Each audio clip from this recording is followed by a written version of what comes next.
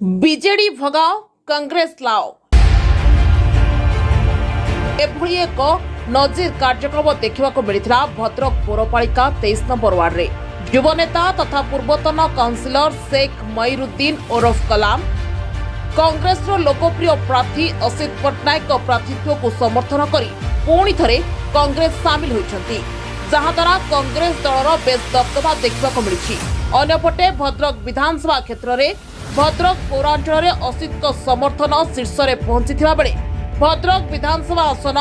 एथर कांग्रेस बोली चर्चा जोर धरी। एठिकार बर्तमान हावा जे अलग दल कैंडिडेट होती आपणकर बीजेडी प्रफुल्ल सामल से ईडी नोटिस अच्छा आउ सेकेंड हो गले आमर बीजेपी कैंडिडेट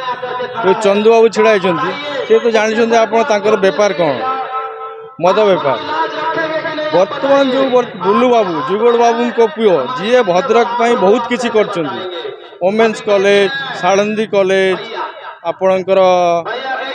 चरंपा कॉलेज बहुत बहुत जिनस कर पाठ उपरे बहुत डेवलपमेंट कर भद्रक उपरे पुओ बुलू बाबू से बर्तमान भद्रक कांग्रेस प्रार्थी होते भद्रकवासी पुणा बजारवासी से बर्तमान बुलू बाबू एत प्रेमर अच्छा से पाखापाखि ये 90% भोट पुणाजारू ने